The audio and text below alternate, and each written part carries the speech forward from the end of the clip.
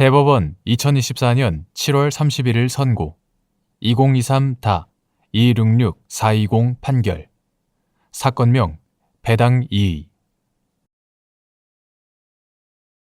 수인의 물상보증인 또는 그로부터 담보의 목적이 된 부동산에 관한 소유권 등을 취득한 제3취득자 중 1인이 채무를 변제하거나 담보권의 실행으로 소유권을 잃은 경우 다른 물상보증인 또는 그로부터 담보의 목적이 된 부동산에 관한 소유권을 취득한 제3취득자에 대하여 구상권의 범위 내에서 채권자를 대위하여 채권 및 그 담보에 관한 권리를 행사할 수 있는지 여부, 적극. 이때에도 그 행사는 민법 제482조 제2항 제3호 및 제4호에 따라 각 부동산의 가액에 비례하는지 여부, 원칙적 적극. 민법 제481조는 변제할 정당한 이익이 있는 자는 변제로 당연히 채권자를 대위한다 라고 규정하고 민법 제482조 제1항은 민법 제481조에 의하여 채권자를 대위한 자는 자기의 권리에 의하여 구상할 수 있는 범위에서 채권 및 그 담보에 관한 권리를 행사할 수 있다고 규정하며 민법 제482조 제2항은 전 항의 권리 행사는 다음 각 호의 규정에 의하여야 한다라고 규정하면서 제3취득자 중 1인은 각 부동산의 가액에 비례하여 다른 제3취득자에 대하여 채권자를 대위하고 제3호 채권자를 대위하고 자기의 재산을 타인의 채무의 담보로 제공한 자가 수인인 경우에는 이를 준용하고 제4호 이를 준용하고 있다. 위와 같은 규정을 종합하면 수인의 물상보증인 또는 그로부터 담보의 목적이 된 부동산에 관한 소유권 등을 취득한 제3취득자 중 1인이 채무를 변제하거나 담보권의 실행으로 소유권을 잃은 때에는 다른 물상보증인 또는 그로부터 담보의 목적이 된 부동산에 관한 소유권을 취득한 제3취득자에 대하여 구상권의 범위 내에서 채권자를 대위하여 채권 및 그 담보에 관한 권리를 행사할 수 있고 이때에도 특별한 사정이 없는 한 그 행사는 물상보증인 상호 간의 대위를 규정한 민법 제482조 제2항 제3호 및 제4호에 따라 각 부동산의 가액에 비례한다고 봄이 타당하다.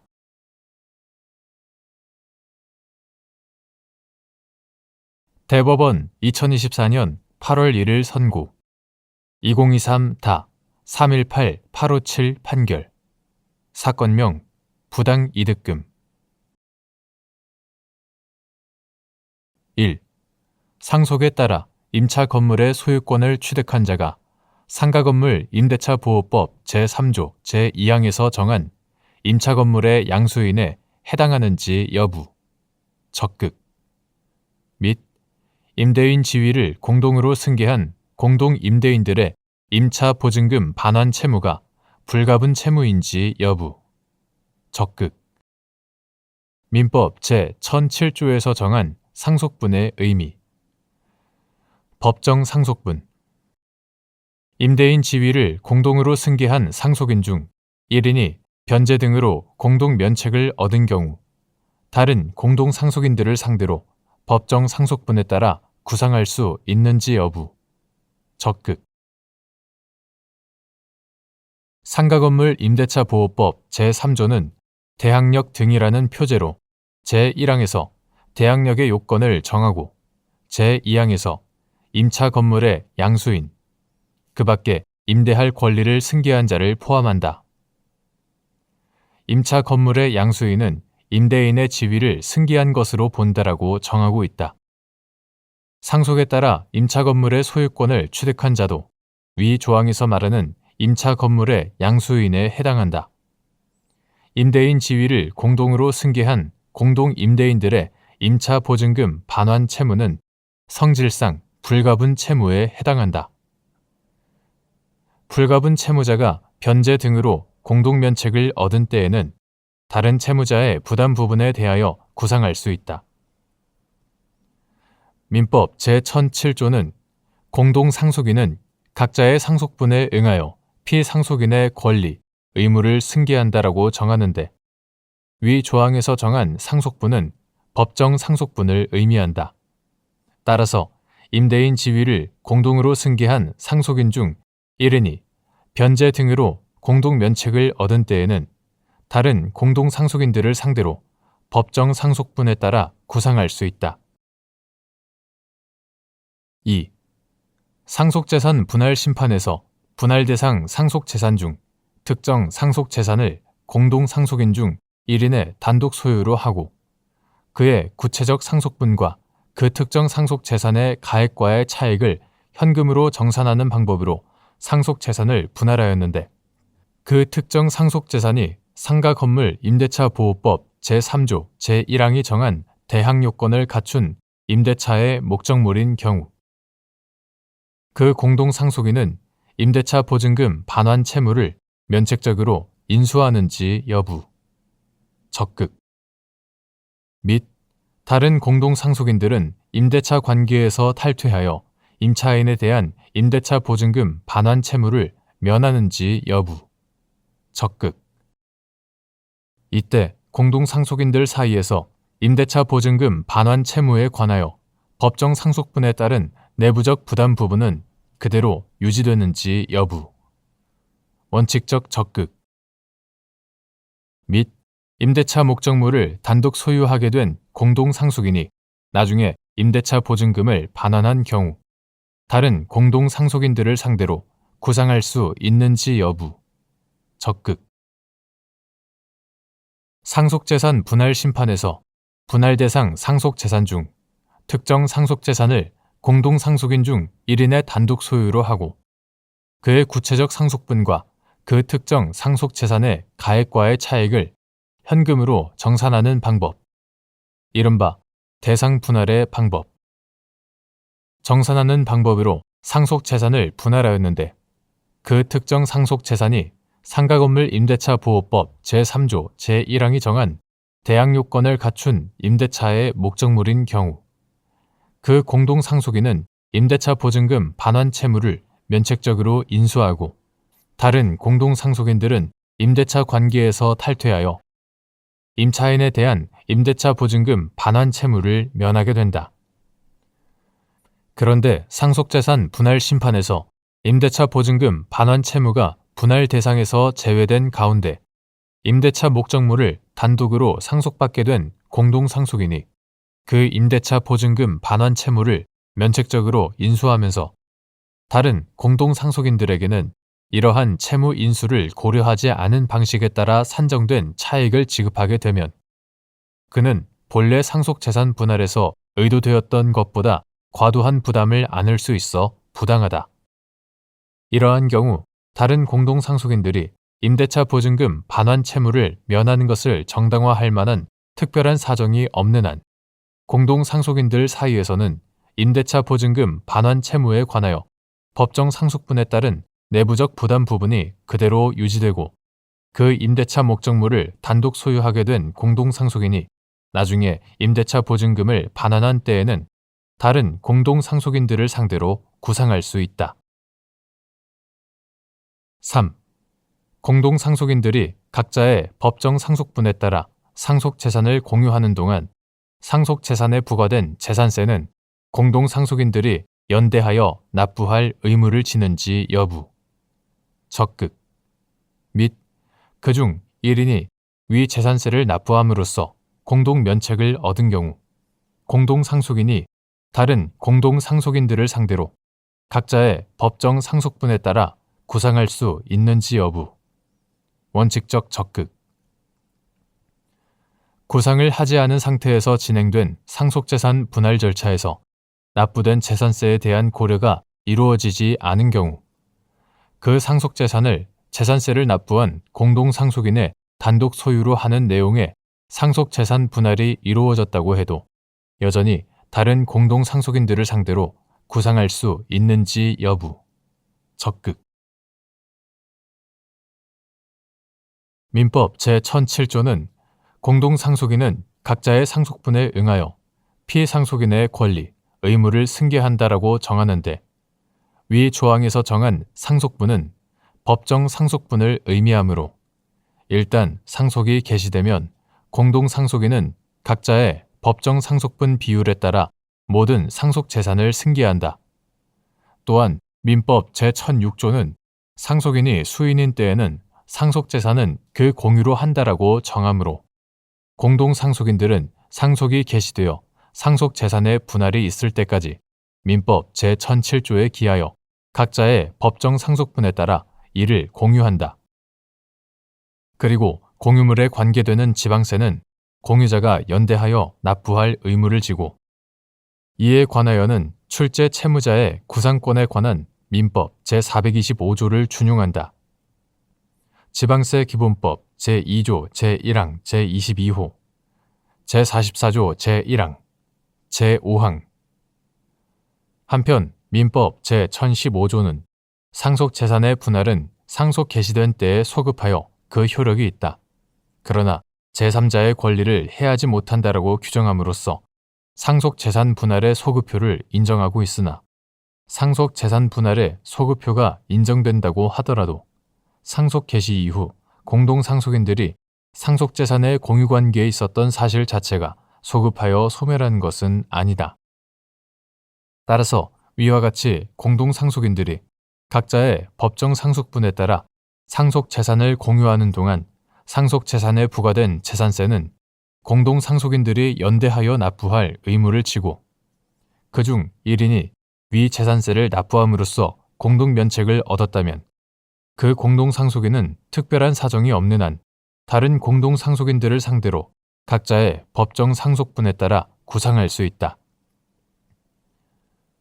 그리고 구상을 하지 않은 상태에서 상속재산 분할 절차가 진행되는 경우 그 절차에서 위와 같이 납부된 재산세가 고려될 수 있으나 이에 대한 고려가 이루어지지 않았다면 그 상속재산을 재산세를 납부한 공동상속인의 단독 소유로 하는 내용의 상속재산 분할이 이루어졌다고 해도 여전히 다른 공동상속인들을 상대로 구상할 수 있다.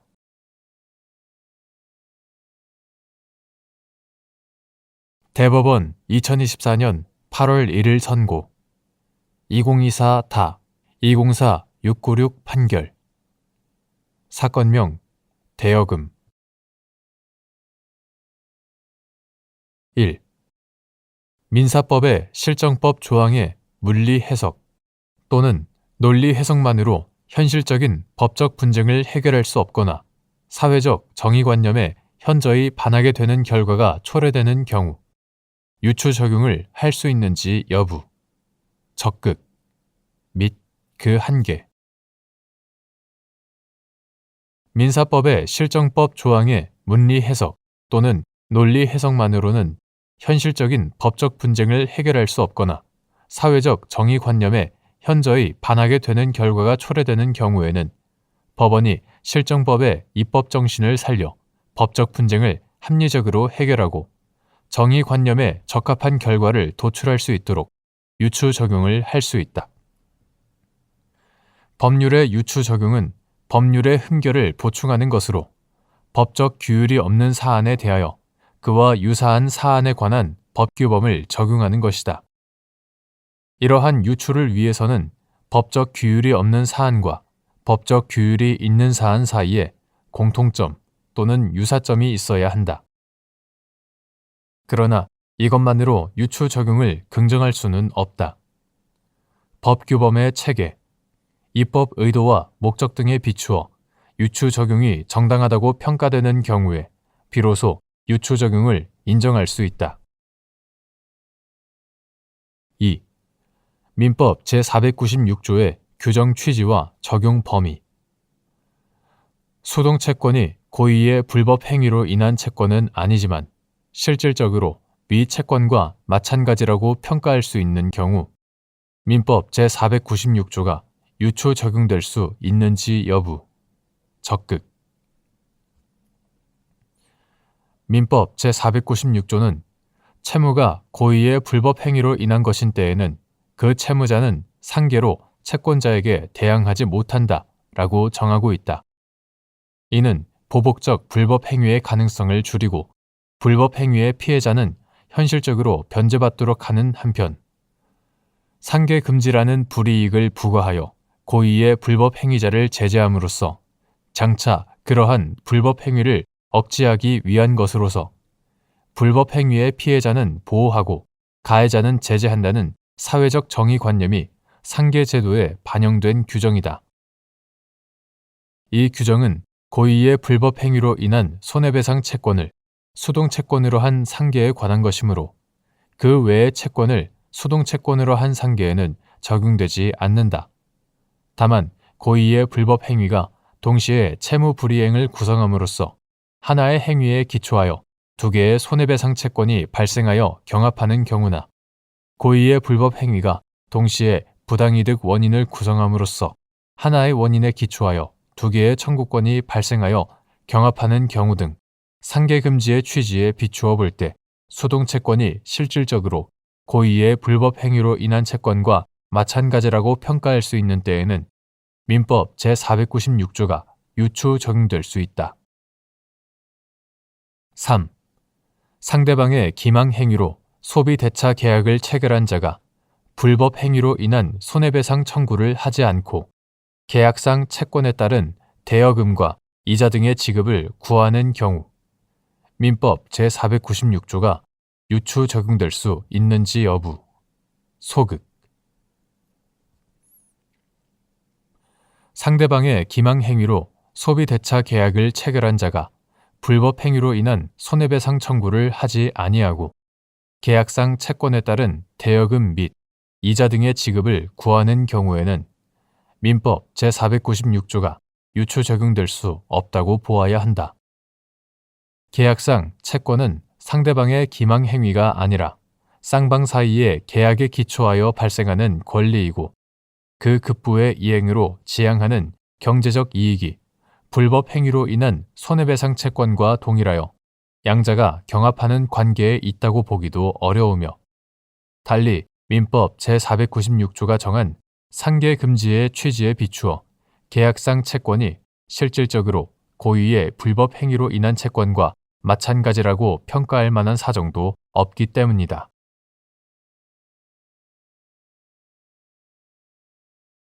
대법원 2024년 8월 1일 선고 2024다 206760 판결 사건명 후원금 반환 청구의 소 1. 특정한 목적을 위한 기부 또는 후원을 내용으로 하는 증여계약에서 그 목적이 민법 제109조에서 정한 계약 내용의 중요 부분에 관한 것인지 판단할 때 고려하여야 할 사항. 민법 제109조에 따라 착오를 이유로 법률 행위를 취소하려면 그 착오는 법률 행위 내용의 중요 부분에 관한 것이라야 한다. 특정한 목적을 위한 기부 또는 후원을 내용으로 하는 증여계약에서 그 목적이 계약 내용의 중요 부분에 관한 것인지는 이러한 형태의 계약에서는 재산권의 무상 이전뿐만 아니라 그 이전의 목적이 중요하다는 특수성을 염두에 두면서 목적의 표시 여부, 표시 주체와 방법, 쌍방의 목적 인식 여부, 목적의 구체성, 목적이 증여의 불가결한 기초 사정이 되었는지 여부 등을 고려하여 판단하여야 한다. 2. 법률 행위 당시 의사표시자의 인식이 장래에 있을 어떤 사항에 대한 단순한 예측이나 기대에 머무르는 것이 아니라 그 예측이나 기대의 근거가 되는 현재 사정에 대한 인식을 포함하고 있고 그 인식이 실제로 있는 사실과 일치하지 않는 경우 이를 착오로 다룰 수 있는지 여부. 적극. 민법 제109조에 따라 의사표시에 착오가 있다고 하려면 법률 행위를 할 당시에 실제로 없는 사실을 있는 사실로 잘못 깨닫거나 아니면 실제로 있는 사실을 없는 것으로 잘못 생각하듯이 의사표시자의 인식과 그러한 사실이 어긋나는 경우라야 한다. 의사표시자가 행위를 할 당시 장래에 있을 어떤 사항의 발생을 예측한 데 지나지 않는 경우는 의사표시자의 심리 상태에 인식과 대주 사실에 불일치가 있다고 할 수 없어 이를 착오로 다룰 수 없다. 다만 어떠한 인식이 장래에 있을 어떤 사항에 대한 단순한 예측이나 기대에 머무르는 것이 아니라 그 예측이나 기대의 근거가 되는 현재 사정에 대한 인식을 포함하고 있고 그 인식이 실제로 있는 사실과 일치하지 않는다면 이를 착오로 다룰 수 있다. 3.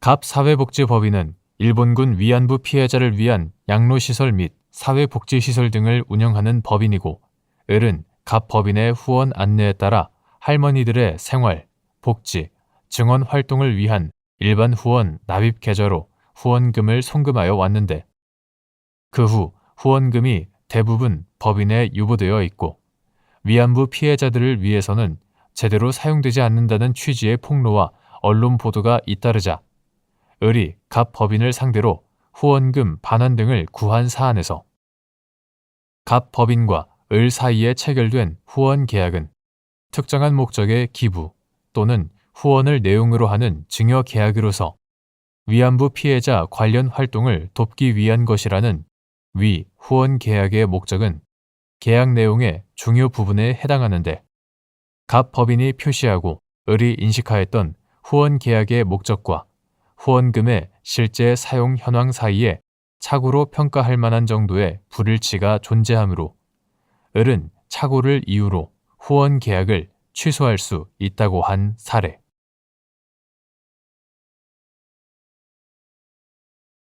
대법원 2024년 8월 1일 선고 2024-227699 판결 사건명 원상회복금 1. 처분문서에 나타난 당사자의 의사를 해석하는 방법. 처분문서는 그 진정 성립이 인정되면 특별한 사정이 없는 한 그 처분문서에 기재되어 있는 문헌의 내용에 따라 당사자의 의사표시가 있었던 것으로 객관적으로 해석하여야 하고 당사자 사이에 계약의 해석을 둘러싸고 이견이 있어 처분문서에 나타난 당사자의 의사 해석이 문제되는 경우에는 문헌의 내용, 그와 같은 약정이 이루어진 동기와 경위, 약정에 의하여 달성하려는 목적, 당사자의 진정한 의사 등을 종합적으로 고찰하여 논리와 경험칙에 따라 합리적으로 해석하여야 한다. 2. 공제와 상계의 유사점과 차이점.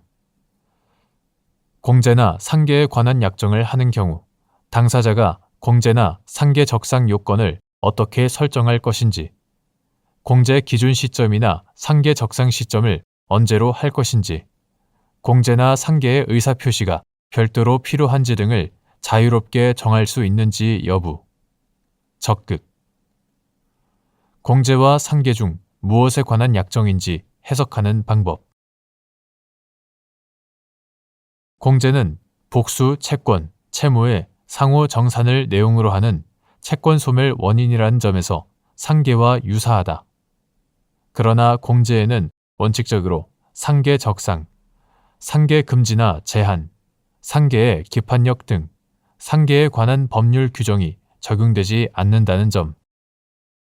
부동산 임대차 관계 등 특정 법률 관계에서는 일정한 사유가 발생하면 원칙적으로 공제의 의사표시 없이도 당연히 공제가 이루어진다고 보는 점 등에서 공제는 상계와 구별된다.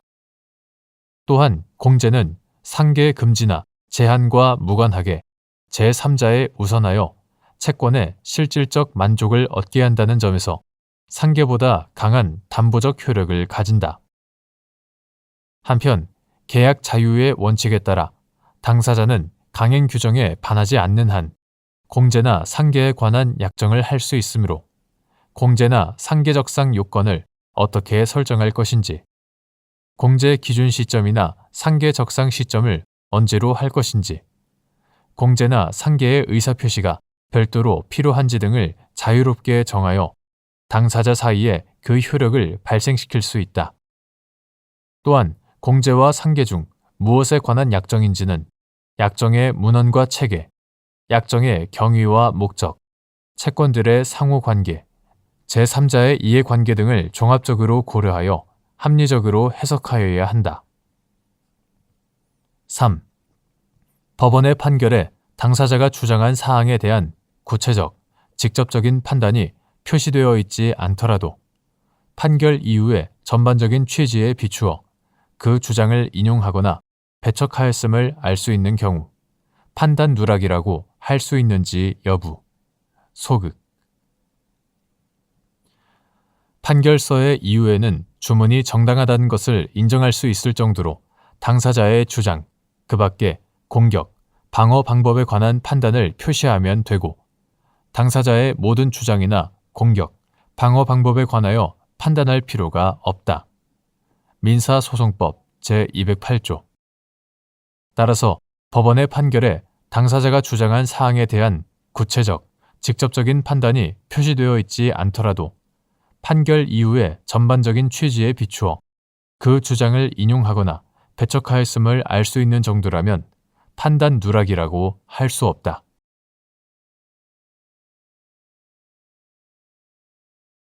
대법원 2024년 8월 1일 선고 2022-60073 판결 사건명 원인자 부담금 부과처분 취소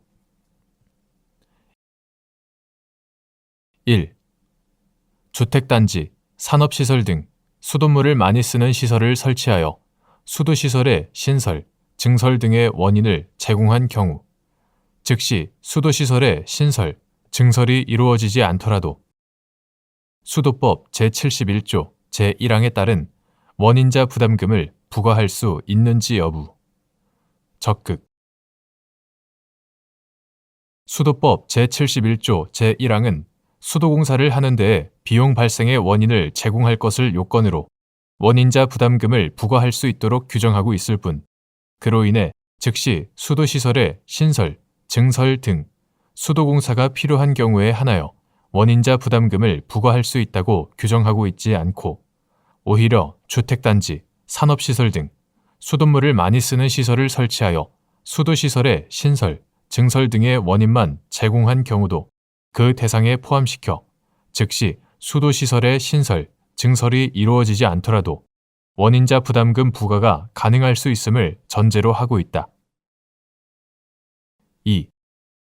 갑 유한회사가 2, 3층을 숙박시설로 건축한 건물에 대하여 상수도 신규 급수 공사 신청을 하였고 영암군수가 갑 회사에 원인자 부담금을 부과하였는데 위 처분의 수도법 시행령상의 협의 절차를 거치지 않은 위법과 건물 전체에 대하여 숙박시설의 수돗물 사용량 산식을 적용한 위법이 있다는 이유로 위 처분을 취소하는 판결이 확정되자 다시 영암군수가 갑 회사의 건물 중 숙박시설인 2층과 3층에 대하여 영암군 상수도 원인자 부담금 산정, 징수 등에 관한 조례 제4조 제1항 별표 1 등에 따라 원인자 부담금을 부과한 사안에서 영암군수가 위 조례 제4조 제1항 별표 1, 제6조 제1항 별표 2에 따라 갑 회사에 위 숙박시설에 대한 원인자 부담금을 부과할 수 있다는 이유로 위 처분이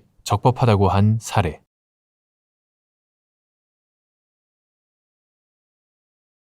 대법원 2024년 8월 1일 선고 2021도 2084 판결 사건명 업무방해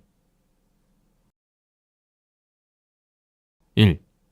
형법 제20조의 사회상규에 위배되지 아니하는 행위의 규정 취지 및 법적 성격 일반적 위법성 조각 사유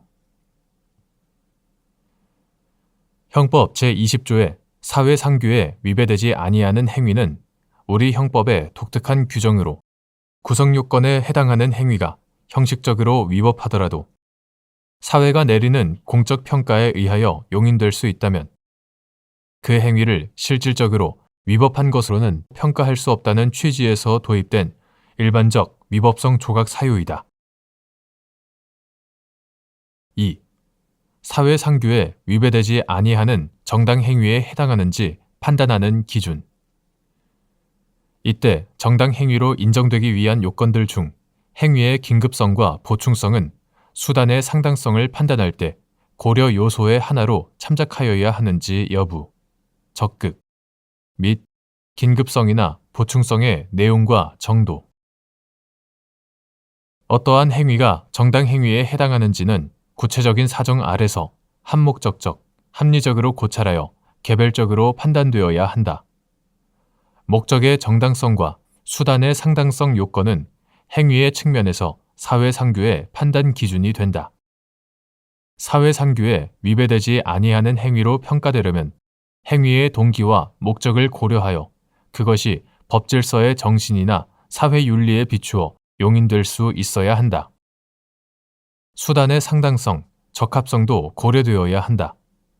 또한 보호이익과 침해이익 사이의 법익 균형은 결과의 측면에서 사회상규에 위배되는지를 판단하기 위한 기준이다.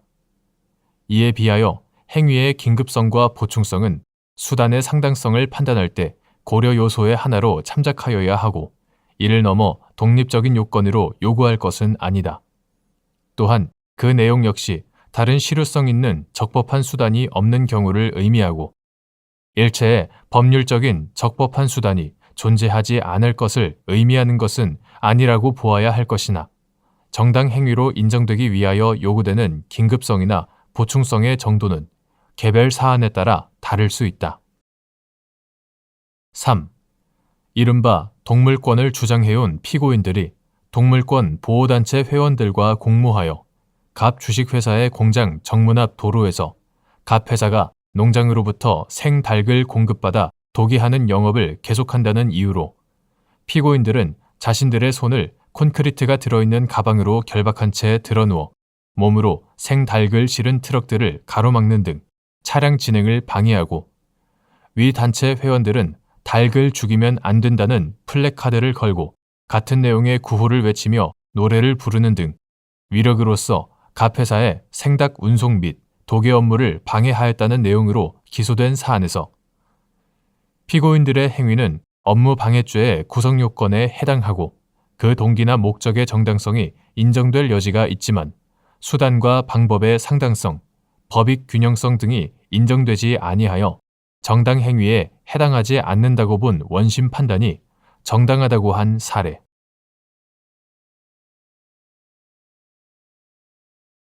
대법원 2024년 8월 1일 선고 2024도 3061 판결 사건명 강제추행 등 1. 강제추행죄에서 추행의 의미 및 어떠한 행위가 추행에 해당하는지 판단하는 방법. 강제추행죄의 죄수 및 강제추행죄가 성립되기 위해서는 문제가 되는 행위마다 폭행 또는 협박 외 추행 행위와 그에 대한 범위가 인정되어야 하는지 여부. 적극. 형사재판에서 유죄의 인정을 위한 증거의 증명력 정도 및 추행의 범위에 대한 증명이 부족한 경우 강제추행죄의 유죄로 판단할 수 있는지 여부. 소극. 강제추행죄에서의 추행은 객관적으로 일반인에게 성적 수치심이나 혐오감을 일으키게 하고 선량한 성적 도덕관념에 반하는 행위로서 피해자의 성적 자기결정권을 침해하는 것을 의미한다. 어떠한 행위가 추행에 해당하는지는 피해자의 의사, 성별, 연령, 행위자와 피해자의 이전부터의 관계, 행위에 이르게 된 경위, 구체적 행위 태양, 주위의 객관적 상황과 그 시대의 성적 도덕관념 등을 종합적으로 고려하여 신중하게 결정되어야 한다. 강제추행죄는 특별한 사정이 없는 한 행위마다 한 개의 범죄가 성립하고 강제추행죄가 성립되기 위해서는 문제가 되는 행위마다 폭행 또는 협박 외 추행 행위 및 그에 대한 범위가 인정되어야 한다. 형사재판에서 유죄의 인정은 법관으로 하여금 합리적인 의심을 할 여지가 없을 정도로 공소 사실이 진정하다는 확신을 가지게 할 수 있는 증명력을 가진 증거에 의하여야 하므로 추행의 범위에 대한 증명이 부족하다면 설령 피고인에게 유죄의 의심이 간다고 하더라도 강제추행죄의 유죄로 판단할 수는 없다. 2. 피고인이 차량 안에서 운전 연수를 받던 갑의 운전이 미숙하다는 이유로 갑의 오른쪽 허벅지를 1회 밀쳐 강제로 추행하였다는 내용으로 기소된 사안에서 공소 사실을 유죄로 인정한 원심 판단에 법리 오해 등의 잘못이 있다고 한 사례.